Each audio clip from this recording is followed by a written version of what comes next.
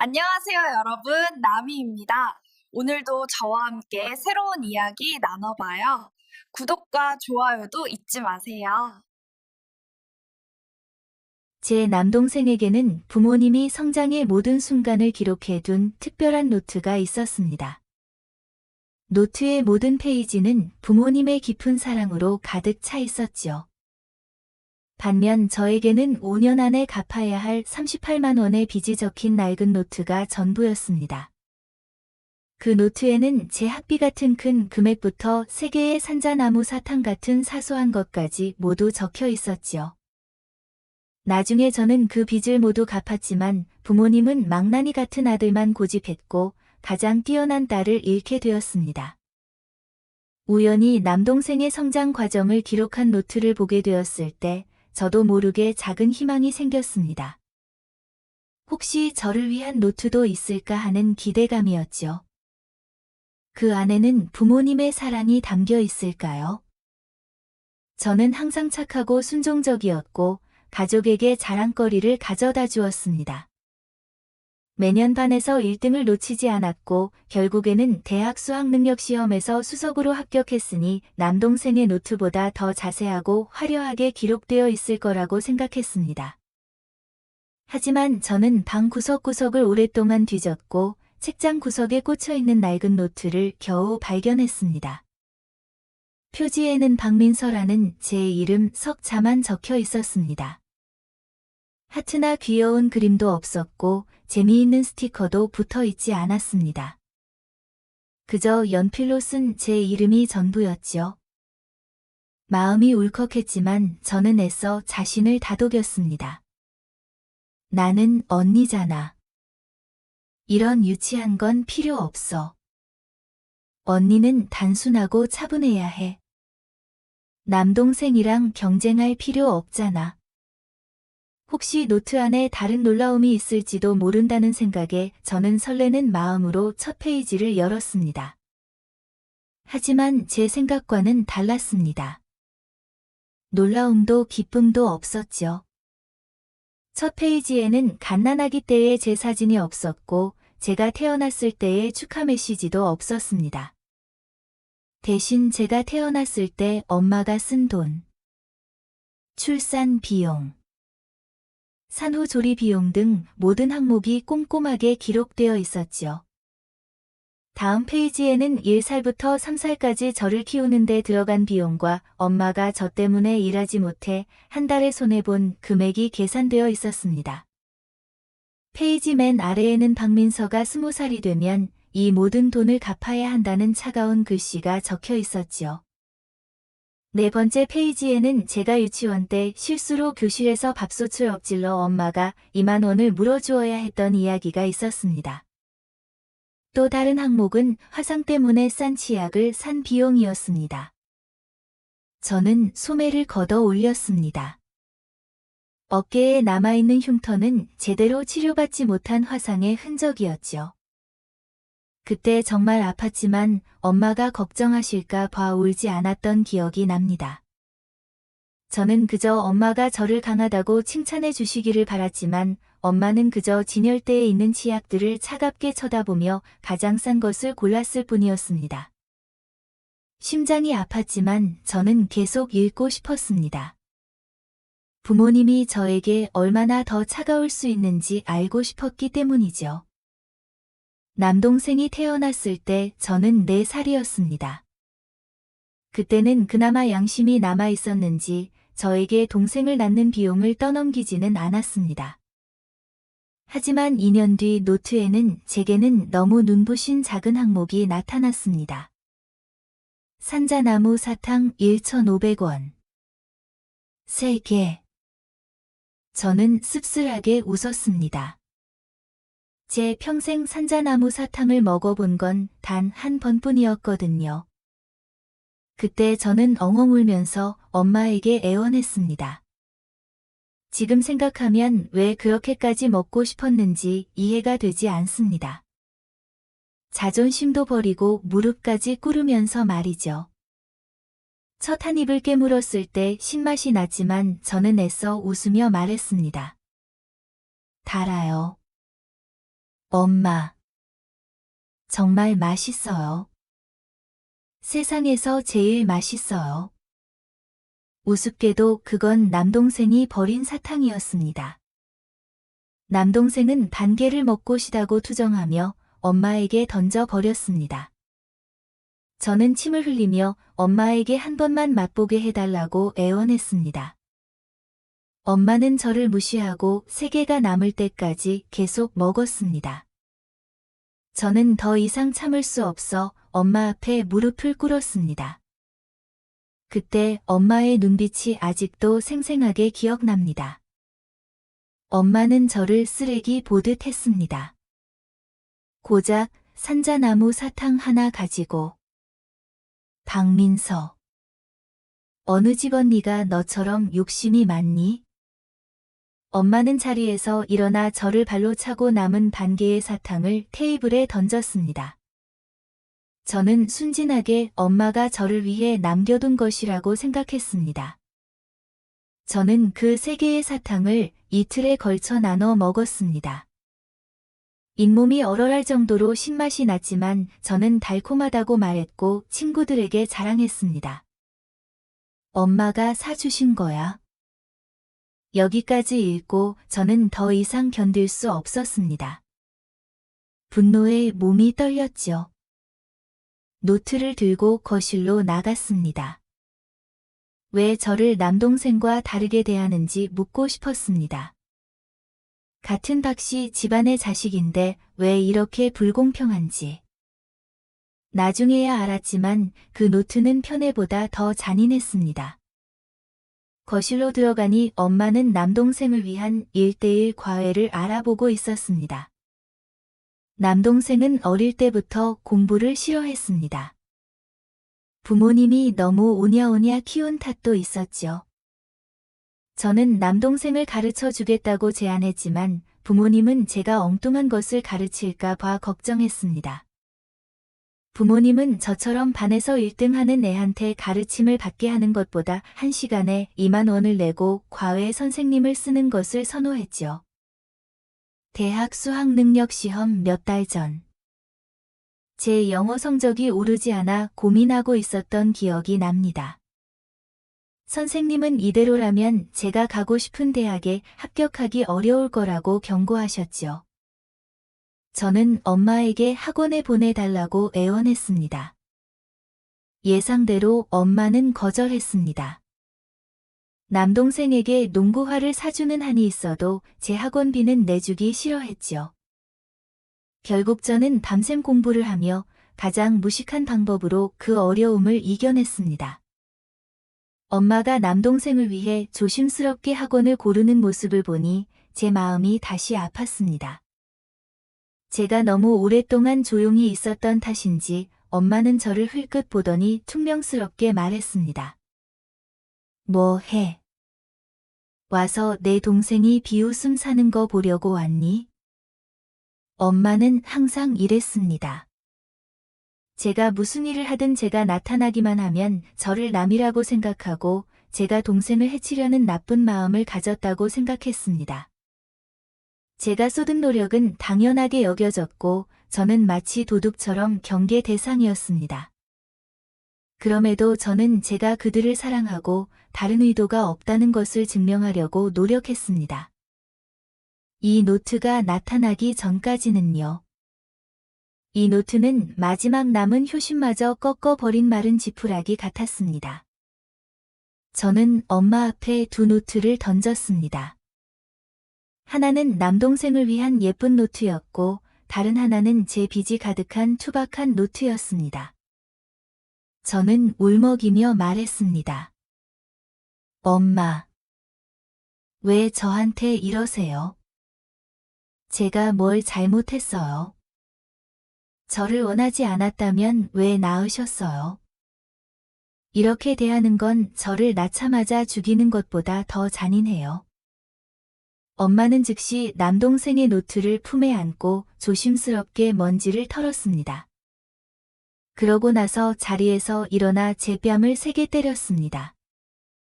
내가 너를 낳고 싶었을 것 같아. 점쟁이가 아들이라고 하지 않았으면 뱃속에서 없애버렸을 거야. 그런데 딸이라니. 내가 키우지 않겠다고 했지만 의사가 도로 넣어 줄 리가 있나. 그래. 이제 너도 다 컸고 대학에도 합격했으니 노트에 적힌 대로 총 38만 원을 5년 안에 갚아. 너처럼 똑똑한 학생에게는 어렵지 않겠지. 제 마음은 차갑고 무거운 바닥에 가라앉은 돌덩이 같았습니다. 저는 눈물을 닦고 주먹을 꽉 쥐었습니다. 갚을게요. 다 갚고 나면 우린 더 이상 아무 관계도 아니에요. 엄마는 저를 쳐다보더니 학원 광고 전단지를 보며 마치 쓰레기를 보는 듯한 눈빛으로 말했습니다. 꺼져. 나도 너랑 빨리 인연을 끊고 싶다. 저는 이제 갓 대학교 1학년입니다. 38만 원을 5년 안에 갚는 것은 상상조차 할 수 없는 금액이었습니다. 그들은 더 이상 생활비를 보내주지 않을 것이고 저는 스스로 생활비를 벌면서 동시에 저축까지 해야 했습니다. 어려운 일이었지만 저에게는 다른 선택지가 없었습니다. 그 38만 원은 족쇄이자 자존심이었으며 제가 이 집에서 벗어날 유일한 이유였습니다. 반드시 갚아야만 했죠. 룸메이트들은 제가 집에 갔다 온 뒤 완전히 다른 사람이 되었다며 놀라워했습니다. 저는 미친 듯이 아르바이트를 찾았습니다. 그런 가족의 체면을 지켜줄 필요가 없었죠. 저는 울면서 모든 이야기를 털어놓았습니다. 실컷 울고 나자 정신이 들었습니다. 아르바이트는 해야 하고 공부도 해야 했습니다. 38만 원은 정말 큰 돈이지만 저는 조금씩 벌어서 언젠가는 이 양육의 빚을 갚을 것이라고 다짐했습니다. 그날부터 저는 과외를 시작했습니다. 제가 맡은 학생들은 다양했습니다. 대학 수학능력시험을 준비하는 고등학생부터 이제 막 덧셈뺄셈을 배우는 초등학교 3, 4학년 아이들까지 말이죠. 어릴 때부터 참고 견디는 성격 덕분에 저는 아무리 고집센 학생들을 만나도 침착함을 잃지 않았고 아이들이 스스로 생각할 수 있도록 도왔습니다. 대학교 3학년 말. 저는 10만 원을 모을 수 있었습니다. 38만 원에 비하면 아직 한참 멀었지만 그래도 벌 수 있는 만큼 벌기로 했습니다.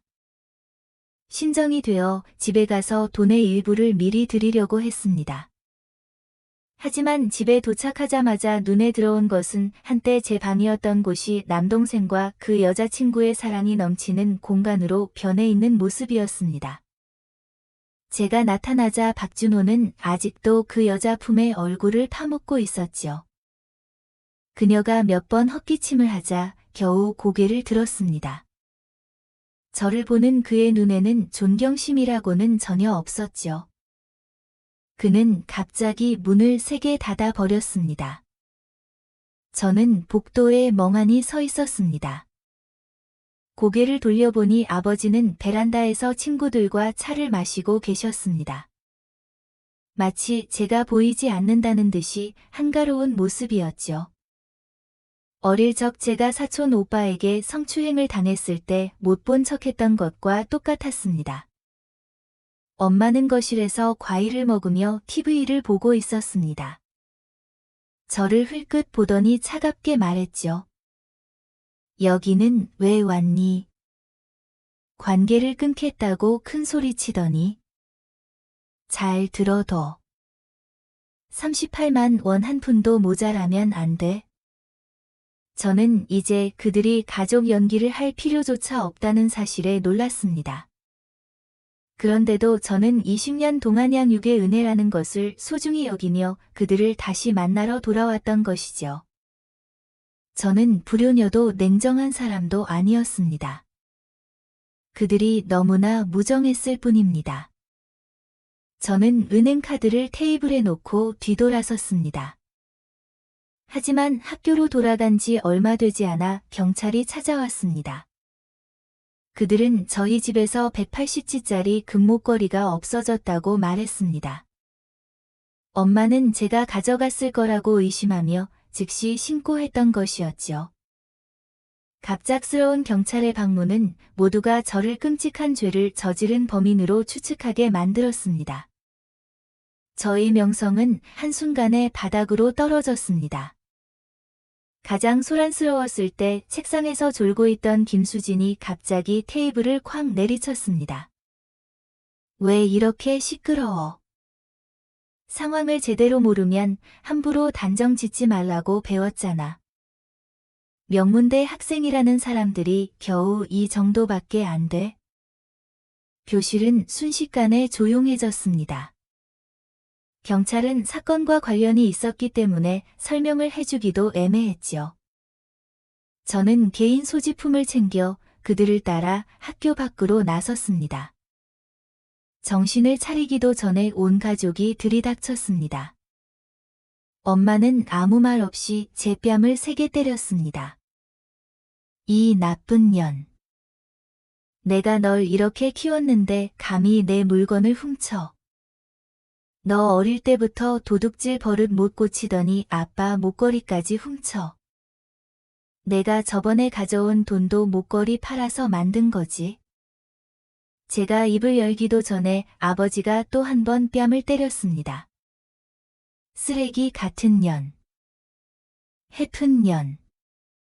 학교 정문은 구경꾼들로 가득했고 그들의 수군거림은 칼처럼 제 귀를 찔렀습니다. 부모님은 계속 저를 비난했습니다. 경찰도 난처한 표정이었습니다. 가족이니까 솔직하게 얘기해봐. 내가 정말 가져갔다면 지금 말하는 게 나중에 조사받는 것보다 나을 거야? 저는 입가에 흐르는 피를 닦고 경찰을 똑바로 쳐다보며 말했습니다. 제가 가져가지 않았어요. 제가 훔치지 않았다는 것을 증명하는 것은 여러분의 의무이지 제 의무가 아니에요. 저는 여러분이 제 명예를 되찾아 주시기를 바랍니다. 가족이라는 이유로 제 인격을 훼손하지 마세요. 그리고 저도 신고할게요. 이 두 사람은 경찰 앞에서 저를 때렸습니다. 가족이라는 이유로 그냥 넘어가지 말고 공정하게 처리해 주세요.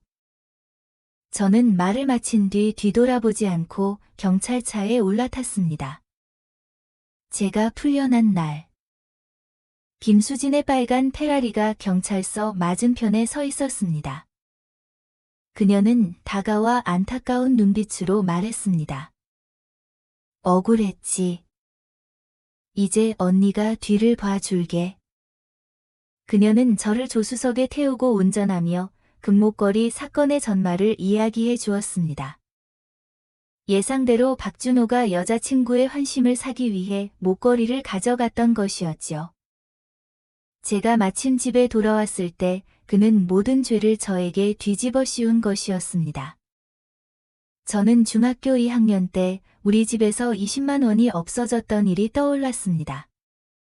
엄마는 저에게 묻지도 않고 제가 가져갔다며 제 방을 샅샅이 뒤졌고 결국 박준호의 옷가지 사이에서 5만 원을 발견했었죠.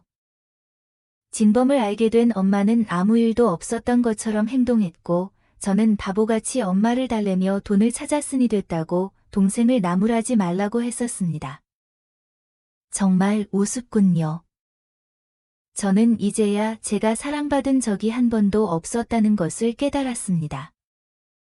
어릴 때부터 저는 남동생을 아끼고 어른들을 도와야 하며 억울해하지 않고 울지 않아야 한다고 교육받았습니다. 눈물을 참아야 다른 사람들이 저를 착한 아이라고 생각할 것이라고 생각했죠. 하지만 제가 아무리 노력해도 그들은 저를 사랑하지 않았습니다. 처음부터 끝까지 저는 그저 무시당하는 존재였습니다. 그들은 저를 사랑할 생각이 전혀 없었죠. 여기까지 생각하니 저도 모르게 눈물이 흘렀습니다. 옆을 보니 김수진은 저를 대신해 분노하며 그 부부를 욕하고 있었습니다. 눈물이 더 많이 쏟아졌죠. 다행히 저는 완전히 버려지지 않았습니다. 제 뒤에는 제가 직접 선택한 가족, 저를 지켜줄 사람이 있었습니다. 30분 뒤, 우리는 저희 집 아래에 섰습니다. 김수진은 트렁크를 열고 야구 방망이를 어깨에 맸습니다. 몇 층이야? 저는 훌륭한 친구를 얻었다는 감동에 젖어 있었습니다. 그녀가 다시 묻자 저는 겨우 303호라고 말했습니다. 그녀는 하이힐을 신고 엘리베이터로 성큼성큼 걸어갔습니다. 제가 정신을 차리고 따라갔을 때는 이미 문이 닫혀 있었지요. 그녀가 일을 크게 만들까 봐 걱정된 저는 3층까지 숨을 헐떡이며 뛰어 올라갔습니다. 때마침 김수진이 문을 쾅쾅 두드리는 모습을 보았습니다. 복도 전체가 쿵쾅거리는 소리로 울렸지요. 이웃들이 모여들었고 경비원도 왔습니다. 저는 그녀의 손을 잡으며 말했습니다. 그만해. 다들 보고 있잖아. 이미지 망치면 어떡해. 인터넷에 올라가면 큰일이야. 그녀는 저를 옆으로 밀치고 주변을 둘러본 뒤 큰 소리로 금목걸이 사건을 모두 이야기했습니다. 이어서 그녀는 제 가방에서 빈 노트까지 꺼내 항목별로 또박또박 읽어 내려갔습니다. 이웃들은 제 부모님을 비난하기 시작했고 저를 불쌍하게 여겼습니다. 그녀가 3개의 산자나무 사탕 항목을 읽었을 때 엄마는 결국 문을 열었습니다. 너는 뭔데 남의 집 일에 끼어들어? 김수진은 저를 품에 안고 당당하게 말했습니다. 저는 이 아이의 언니예요. 이 아이의 일은 곧 제 일이죠. 아직 돈을 다 갚지 않았으니 관계가 끊어진 게 아니잖아요. 저는 돈이 있어요. 돈으로 아줌마를 짓밟아 버릴 수도 있죠. 그녀는 카드를 꺼내며 말했습니다. 여기 30만 원 있어요. 제가 대신 갚을게요. 말을 마친 그녀는 으스대려는 듯 저를 쳐다봤습니다. 언니 멋있지. 저는 그 돈이 그녀에게는 아무것도 아니라는 것을 알았지만 이유 없이 받을 수는 없었습니다.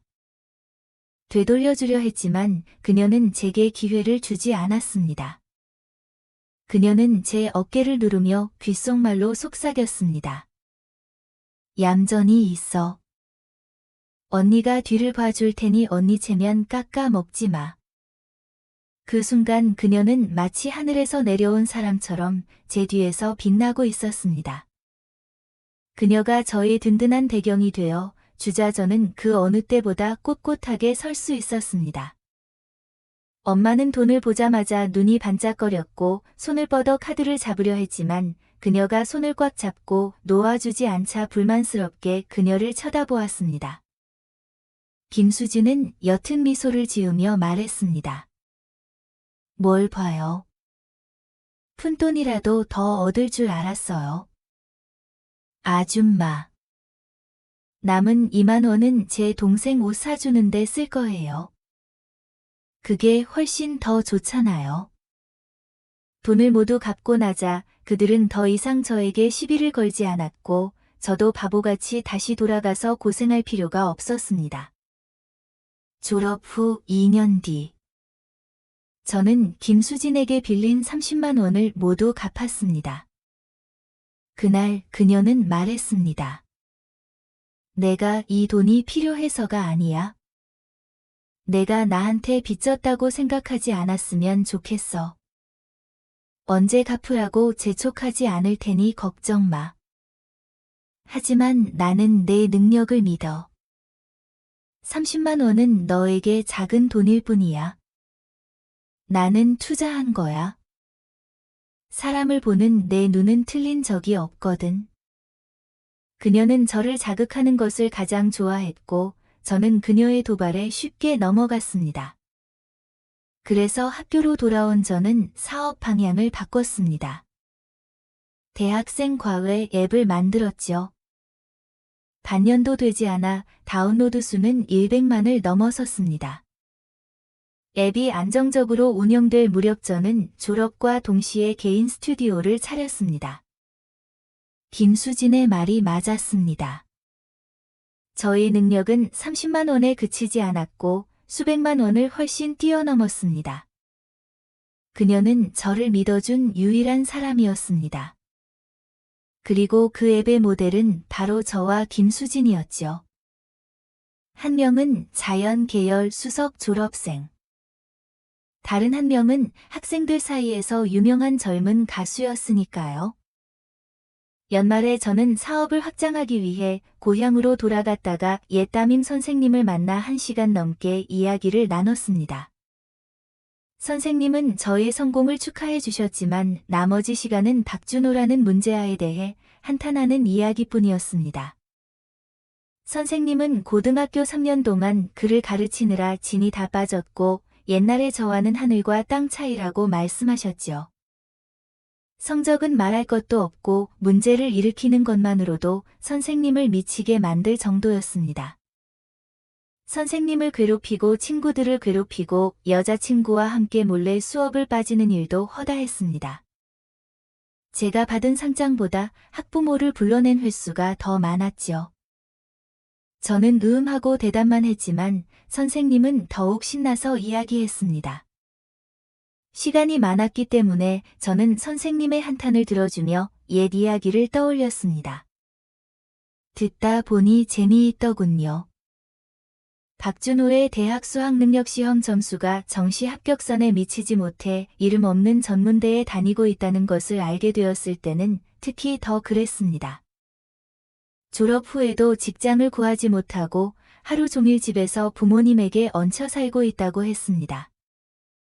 선생님이 국어 선생님이라 그런지 이야기가 너무 생생해서 이웃 아주머니들까지 모여들어 흥미롭게 들었습니다. 이야기를 들을수록 저는 더 즐거웠고 입가에는 미소가 번졌습니다. 선생님의 이야기가 끝나자 아래층에 산다는 아주머니가 끼어들었습니다. 그녀는 입술을 삐죽거리며 손짓 발짓으로 말했습니다. 박준호가 하루 종일 손을 벌려 돈을 요구하고 술집에 가서 새벽까지 논다고 했죠. 그리고 예전에 김수진이 저희 집 앞에서 소동을 일으켜 인터넷이 난리가 났던 이야기도 꺼냈습니다. 그 이후로 부모님과 박준호는 동네나 학교에서 얼굴을 들고 다니지 못했습니다. 친딸을 학대하고 아들을 너무 오냐오냐 키웠다는 비난을 받으며 인정머리 없는 부모라는 오명을 얻었죠. 직장도 잃었고 제가 들였던 38만 원도 박준호가 모두 날려버렸다고 했습니다. 이제 부모님은 어디를 가든 고개를 숙이고 다니며 해가 진 뒤나 새벽에만 동네에 드나들 수 있었습니다. 사람들은 저를 박준호와 비교하기 시작했죠. 한쪽은 명문대 졸업생이자 사업가인데 다른 한쪽은 이름 없는 전문대 학생에 하루 종일 문제를 일으키고 싸움하고 술 마시고 여자친구를 수시로 바꾸는 망난이라고 말이죠. 사람들은 같은 엄마 뱃속에서 태어났는데 어떻게 이렇게 다를 수 있는지 이해하지 못했습니다. 이야기를 하던 중 모두가 마스크를 쓴 한 여자를 향해 시선을 돌렸습니다. 한 아주머니가 저를 툭 치며 잘 보라고 신호를 보냈습니다. 그 여자가 밝은 곳으로 걸어오자 저는 그녀가 엄마라는 것을 알아봤습니다. 한때 저 때문에 어깨에 힘을 주고 다니던 여자가 이제는 허리를 굽히고 자신을 알아보지 못하게 꼭꼭 숨기고 있었습니다. 말다툼을 피하지 않는 몇몇 아주머니들은 그녀를 제 앞으로 끌고 왔습니다. 그녀들은 비꼬는 투로 말했습니다. 아이고, 혜란아. 내 잘난 딸이 돌아왔는데 마중도 안 나오니? 가족은 뼈가 부러져도 붙는 법인데 사과하면 다 해결될 일 아니니? 그래. 이런 딸을 버리다니? 난 아깝다. 버려도 쓸모없는 아들을 버려야지. 무슨 생각을 하는지 모르겠네. 딸하고 왜 이렇게 싸우는 거야? 혹시 저 망나니 아들이 효도할 거라고 기대하는 건 아니겠지. 아주머니들은 엄마가 입을 열 틈도 주지 않고 떠들어댔습니다. 엄마는 예전의 오만함은 온데간데 없고 억지 웃음을 지으며 조용히 말했습니다. 돌아왔니? 잠깐 집에 들렀다가. 엄마의 목소리를 듣고 저는 엄마가 소셜미디어 때문에 정말 무서워하고 있다는 것을 짐작했습니다. 김수진의 팬들은 똑똑하고 수가 많았습니다. 진실을 알게 된 그들은 거센 파도를 일으켰죠. 부모님이 학교 정문 앞에서 저를 때렸던 일까지 파헤쳐졌고 결국 두 사람은 10일 동안 유치장에 갇혔습니다. 그들이 풀려난 뒤에도 몇몇 사람들이 그들의 직장과 집을 찾아와 저를 대신해 공정한 처리를 요구했다고 들었습니다. 반년 만에 오만했던 그 두 사람은 눈에 띄게 늙어 있었고 겁에 질린 새처럼 작은 소리에도 깜짝 놀랐습니다. 하지만 쓸모없는 남동생은 신경 쓰지 않았습니다. 그는 여전히 놀기만 했고 부모님이 어떻게 살든 신경 쓰지 않았죠. 이렇게 약해진 엄마를 보니 저는 인정할 수밖에 없었습니다. 아직 마음이 약해진다는 것을요. 아무리 그래도 오랜 세월 동안 이어진 모녀 관계였기에 저는 완전히 무감각해질 수 없었습니다. 하지만 마음이 약해지더라도 냉정함은 유지해야 했습니다. 지금 그들이 어떻게 살든 그들이 자초한 일이었으니까요. 아니요. 저 호텔 예약했어요. 저는 퉁명스럽게 말한 뒤 아주머니들과 선생님에게 작별 인사를 했습니다. 하지만 떠나기 전 누군가 제 소매를 붙잡았습니다. 바로 엄마였습니다. 민서야. 엄마 아빠랑 인연을 끊는 건 그렇다 쳐도 동생한테까지 그렇게 매정할 수 있니? 어릴 때 내가 동생을 얼마나 사랑했는지 잊었어. 저는 차갑게 엄마의 손을 뿌리치고 아무 말 없이 차에 올랐습니다. 엄마의 말이 맞습니다. 어릴 때 저는 황제에게 충성하는 내시처럼 동생을 보물처럼 떠받들었고 이성을 잃을 만큼 동생을 지켜주었습니다. 하지만 그건 아무도 저를 사랑해 주지 않았기 때문이었습니다. 제가 동생을 사랑하면 그들도 저를 사랑해주고 제가 착한 언니라고 칭찬해 줄 것이라고 생각했던 것이죠. 하지만 결과는 어땠나요? 모든 억울함은 저에게 돌아왔습니다. 제가 그토록 사랑했던 남동생조차 자신이 편애받는다는 것을 몰랐고 저의 사랑을 이용해 마음대로 행동했습니다. 어릴 적 설날. 부모님은 우리를 시골에 데려갔습니다. 남동생과 사촌 오빠는 제 저금통을 털어 폭죽을 모두 사버렸습니다.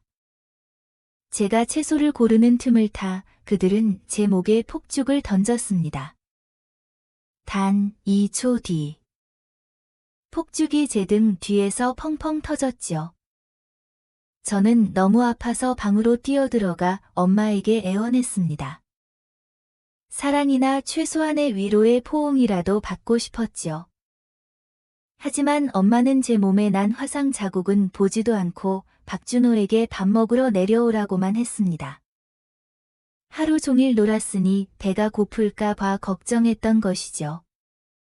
그때 저는 순진하게 박준호가 배고플까 봐 걱정하며 서둘러 그를 불렀습니다. 계속해서 저는 제가 동생을 사랑하는 착한 언니라고 믿었습니다. 저는 박준호를 위해 돼지, 심지어 강아지처럼 온갖 재롱을 부릴 준비가 되어 있었습니다. 몇 년 동안 그를 사랑했습니다. 그러다 중학교 3학년 때 김수진을 만났습니다. 그녀는 사랑받고 싶다면 먼저 자신을 사랑해야 한다고 말했습니다. 자신을 사랑해야 다른 사람도 사랑해준다고 말했죠. 그때는 그녀의 말이 이해되지 않았습니다. 저는 여전히 부모님에게 아첨하고 동생을 맹목적으로 떠받들었죠. 나중에 우리는 같은 대학에 합격했습니다. 그녀는 스스로 작곡한 노래로 유명해지며 빛나는 삶을 살았습니다. 반면 저는 남을 기쁘게 해주는 사람이 되어 있었습니다. 기숙사에서 저는 항상 다른 사람들에게 아첨하고 비위를 맞추었습니다. 김수진은 한 번은 기숙사 친구들이 모두 보는 앞에서 저에게 화를 냈습니다. 우리한테 손발이 없냐? 왜 너한테 밥이랑 물을 사오라고 시키는 거야? 저는 쭈뼛거리며 설명했습니다. 같은 방 쓰는데 서로 도와줄 수도 있지. 그녀는 너무 화가 나서 보온병을 바닥에 던지며 말했습니다. 너처럼 남 비위 맞추는 사람은 처음 본다. 저는 얼굴이 빨개졌고 친구들은 서로 눈치를 보다가 핑계를 대며 자리를 피했습니다. 분위기는 몇 초 동안 정지했다가 그녀는 저를 식당으로 끌고 갔습니다. 가는 내내 그녀는 많은 이야기를 해주었지만 제가 가장 기억에 남는 말은 자신을 사랑해야 다른 사람도 사랑해주고 자신을 존중해야 다른 사람도 존중해준다였습니다. 사실 저는 비슷한 말을 들어본 적이 있었지만 왜인지 김수진만이 저에게 그 방법을 가르쳐 주었지요. 그 이후로 우리는 가장 친한 친구가 되었습니다. 그녀는 저를 믿고 응원해 주었으며 어릴 때부터 제가 그토록 바라던 칭찬을 해 주었습니다. 제가 다른 사람에게 무시당하거나 괴롭힘을 당할 때 그녀는 제가 스스로 일어서서 해결하도록 격려해 주었습니다. 말이 통하지 않으면 때려. 때려서 안 되면 도망쳐. 그녀는 항상 제 뒤에 서 있었기 때문이죠. 저는 그녀처럼 살았고 제가 가장 존경하는 모습으로 변해갔습니다. 그녀가 없었다면 저는 엄마에게 다 갚았으니 끝이라는 말을 감히 할 수 없었을 것입니다. 저는 예전에 사랑받고 있다고 착각하며 살았으니까요. 저는 그녀에게 왜 저를 가장 친한 친구로 선택했는지 물어본 적이 있습니다. 그녀는 말했습니다. 중학생 때 남들이 공부는 안 하고 밴드나 한다고 비난할 때 너만이 나를 응원하고 미래에 빛나는 스타가 될 거라고 칭찬해 줬어. 내가 유명해졌을 때도 너만이 혼자 인터넷 세상에 맞서 싸우며 나를 비난하는 말을 지워줬잖아. 내가 없었다면 나는 포기했을지도 몰라. 그녀의 유튜브 계정에는 유일하게 가장 위에 고정된 사진이 하나 있는데 그건 바로 저와 그녀의 사진이었습니다.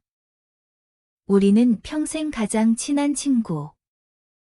사업 논의가 끝난 뒤 제가 떠나기 하루 전 엄마가 제가 묵고 있는 호텔로 찾아왔습니다. 엄마는 저에게 가족 모두와 함께 식사라도 꼭 하자고 애원했습니다. 그때 마침 사업 파트너 2명도 함께 있었기 때문에 저는 거절하기가 곤란했습니다. 그래서 그들을 데리고 3층에 있는 게일룸으로 올라갔습니다. 온 가족이 들어왔지만 처음에는 분위기가 매우 어색했습니다. 아버지는 계속 담배만 피우셨고 박준호는 여자친구에게 붙어 게임만 하고 있었습니다.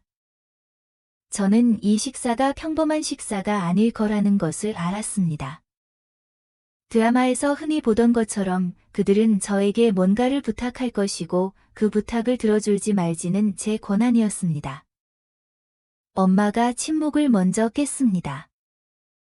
엄마는 와인잔을 들고 말했습니다. 민서야. 옛날 일은 다 잊어줘. 엄마가 미안해. 말을 마친 뒤 그녀는 와인잔을 비웠고 그녀의 진짜 의도가 드러나기 시작했습니다. 그녀는 눈물을 글썽이며 저를 쳐다봤습니다. 너는 어릴 때부터 동생을 아끼고 사랑했잖아. 그런데 동생이 직장도 못 구하고 결혼도 못하는 것을 지켜만 볼 수 있겠니? 너는 이제 성공했으니 동생에게 좋은 일자리 하나 소개해 줄 수 있잖아.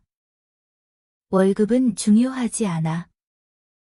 내 동생이 너에게 배울 수 있는 게 중요한 거지. 엄마의 말을 듣고 저는 씁쓸하게 웃을 수밖에 없었습니다.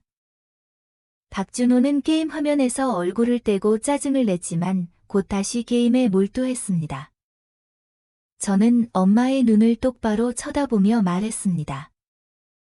이제 와서 제가 박준호를 가르치는 것을 믿으세요. 예전에 제가 스스로 동생 공부를 도와주겠다고 했을 때는 왜 그렇게 반대하셨지요? 다 잊으셨어요. 죽은 아이가 다시 살아날 때까지 기다리면서 콧물이 줄줄 흐를 때까지 기다리다가 결국 그 아이는 죽었지. 멧돼지가 나무에 머리를 박고 죽기를 기다리는 것과 같다고 하셨잖아요. 엄마. 너무 늦었어요. 그 말은 며칠 전 김수진에게 들은 풍자였습니다.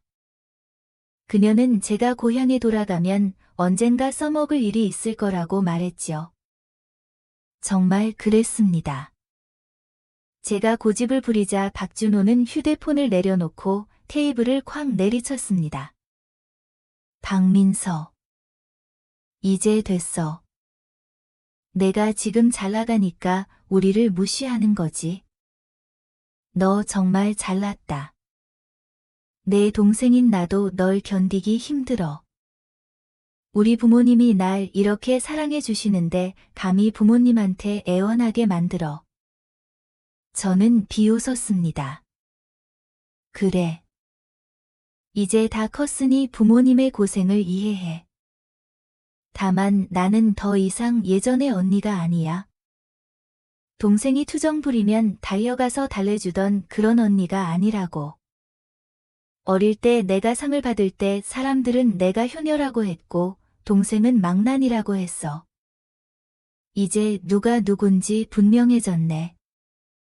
어릴 때 제가 그들에게 보여준 모든 성취와 효심은 이제 아무 가치도 없었습니다. 남동생이 아무리 말썽을 부리고 문제를 일으켜도 그들의 눈에는 여전히 사랑받는 자식이자 떠받들어야 할 자식이었습니다. 주방 절반을 태워 먹어도 그들은 동생이 불을 잘 다룬다고 칭찬했습니다. 남동생의 노트에는 어릴 적부터의 모든 추억이 가득했고 부모님의 칭찬과 사랑이 넘쳐났습니다. 모든 사소한 일들이 아들의 위대한 업적으로 부풀려져 있었지요.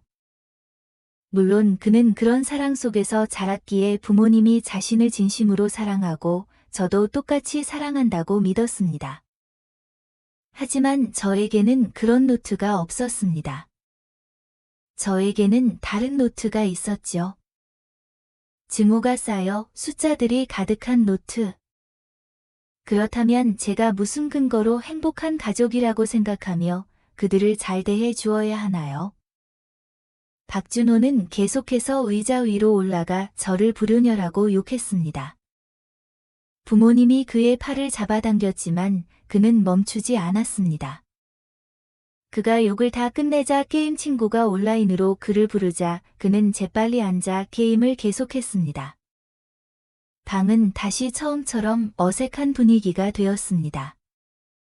이번에는 아버지가 침묵을 깼습니다. 아버지는 늘 집안에 권위 있는 분이셨고 말씀이 적었지만 한 번 말씀하시면 중요한 일이었습니다. 하지만 이제 늙고 약해진 모습으로 날카로운 말 한마디도 할 수 없었지요. 아버지는 술 대신 차를 들고 잔을 들었습니다. 민서야. 착한 딸아. 아빠 체면 좀 세워줘. 더 이상 소동 피우지 말고. 우리는 한 가족이니 서로 화목하게 지내야지. 어릴 적에 우리에게 영원히 효도하겠다고 약속했던 거 잊었니? 말을 마친 아버지는 잔을 들고 반잔을 마셨습니다. 저는 자리에서 일어나 투명한 소주병을 들고 아버지에게 다가갔습니다. 이 세 잔만 마시면 아버지 체면을 세워드릴게요. 다 마시면 제가 박준호에게 일자리를 찾아줄게요. 제 말이 끝나자마자 남동생이 다시 미쳐 날뛰었습니다. 그는 여자친구의 휴대폰을 제게 던졌습니다.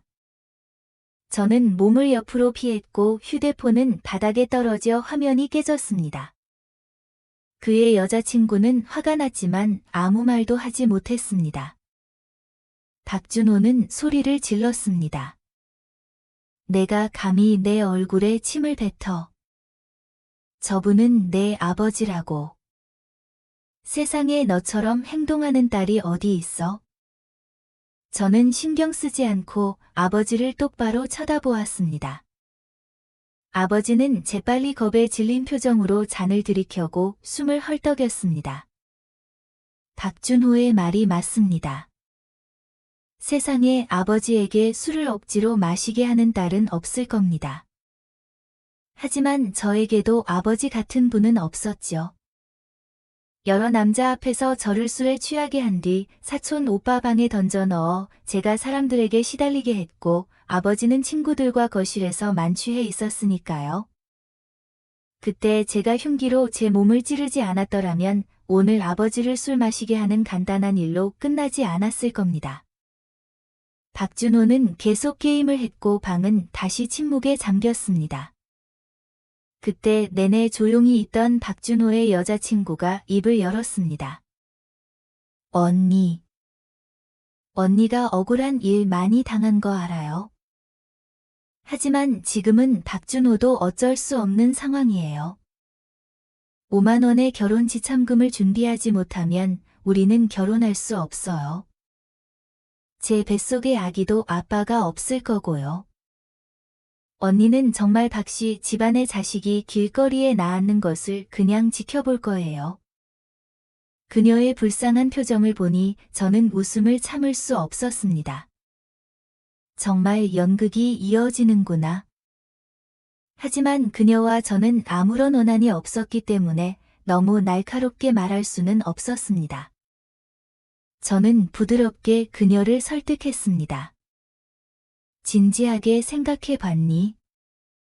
지금 내 앞에 있는 이 남자랑 정말 결혼하고 싶어. 나는 친딸인데도 이 사람들이 나를 이렇게 대하잖아. 하물며 길거리에서 온 새 며느리는 어떨까? 박준호가 너에게 충실하고 다른 여자에게 눈 돌리지 않을 거라고 확신해. 시어머니가 까다롭거나 악독한 시어머니가 아닐 거라고 확신할 수 있어. 내가 술을 억지로 마시고 모욕당한 일이 너에게는 일어나지 않을 거라고 확신해. 만약 이 모든 것을 다 생각했다면 두 사람의 행복한 100년을 축복할게. 그리고 지참금이 5만 원밖에 안 된다고. 정말 그들이 돈을 준비하지 못할 거라고 생각하는 거야? 좀 알아봐. 요즘 누가 5만 원에 결혼하니? 그들이 내 뱃속의 아이 때문에 값을 깎고 있다는 것은 누구나 다 알아. 동생아. 정신 차려. 말을 마친 저는 가방을 들고 서둘러 밖으로 나왔습니다. 미쳐 날뛰는 남동생이 달려들어 저를 물어뜯을까 봐 두려웠기 때문이죠. 집에 돌아온 저는 즉시 김수진의 콘서트에 갔습니다. 그녀가 처음으로 여는 라이브 공연이었기 때문에 저는 절대 빠질 수 없었습니다. 이번 공연은 정말 힘들게 얻어낸 것이었습니다. 몇 년 동안 그녀가 어느 정도 명성을 얻었지만 투자자들은 여전히 그녀가 상업적인 가치가 없다고 생각했고 공연에 자금을 투자하려 하지 않았지요. 저는 몰래 10여 개의 회사를 돌아다녔고 겨우 몇몇 사장님에게서 공연 준비를 위한 투자를 받을 수 있었습니다. 그녀가 제가 몰래 도와주었다는 것을 알고 있다는 것을 저는 확신했습니다. 하지만 우리는 말하지 않아도 서로 알고 있었습니다. 마치 제가 거의 파산했을 때 그녀가 가장 좋아하는 페라리를 팔아 제가 어려운 시기를 극복할 수 있도록 도와준 것처럼 말이죠. 나중에 저는 그녀가 오랫동안 차를 쓰지 않는 것을 보고 이유를 짐작했습니다. 제가 돈을 마련하자 그녀는 몰래 그 차를 다시 샀지요. 나는 김수진을 만난 것이 정말 행운입니다. 그녀는 제 인생을 완전히 바꿔 놓았습니다. 우리는 피 한 방울 섞이지 않았지만 가족보다 더 가까웠습니다. 저는 그녀가 가장 큰 무대에 서서 가장 많은 상을 받기를 바랍니다. 그녀가 항상 꿈꾸던 사람이 되고 그녀가 가장 사랑하는 사람과 결혼하며 가장 완벽한 삶을 살기를 바랍니다. 저는 이제부터 김수진만을 아끼고 사랑할 것입니다. 공연이 열리던 날, 저는 객석에 앉아 눈물을 흘렸습니다. 분명 밝고 즐거운 노래들이었지만 들을수록 마음이 가라앉았습니다. 마지막 곡이 시작되자 그녀 뒤의 배경은 더 이상 화려한 조명으로 가득 차 있지 않았고 조명이 그녀의 가슴을 바로 비추고 있었습니다. 그곳에는 명예로운 증명서처럼 보이는 빨간 노트가 있었고 그녀는 그것을 가슴 한가운데에 들고 있었습니다. 그리고 그녀는 저를 똑바로 쳐다보며 검지로 노트를 부드럽게 쓸어내렸습니다. 노트 표지에는 제가 예전에 부러워하고 질투했던 하트 스티커와 낙서, 그림들이 붙어 있었습니다. 첫 페이지를 넘기자 중학교 때 우리들의 단체 사진이 있었고 각자의 위치가 빨간 선으로 표시되어 있었습니다. 그때는 아직 서로를 알지 못했는데 그녀는 이 사진을 오랫동안 찾았을 겁니다. 맨 위에는 박민서를 처음 만난 나이라고 쓰여 있었습니다. 그녀는 정말 착하고 예쁜 눈을 가졌고 그 누구보다 아름답게 웃는 아이였다. 그녀는 계속해서 페이지를 넘겼습니다.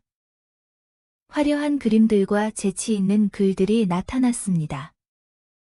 그 모든 것들은 우리의 깊은 우정에 대해 이야기하고 있었죠. 모든 문단은 저를 칭찬하는 말들이었습니다. 못생긴 사진들이 많았지만 그녀의 묘사를 통해 저는 아름다운 사람이 되었습니다. 이것이 바로 제가 가장 원했던 노트였습니다. 이제 저에게도 이 노트가 있습니다. 마지막 페이지를 넘기자 두 개의 빛이 우리에게 비춰졌습니다. 종이에는 박민서.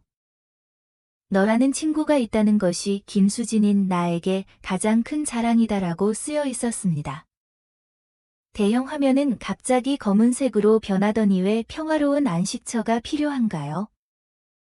자매와 돈이 최고의 꿈입니다라는 문구가 나타났습니다.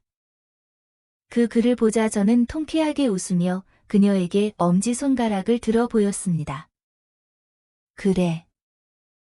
평화로운 안식처 따위는 필요 없어. 자매와 돈이 최고야.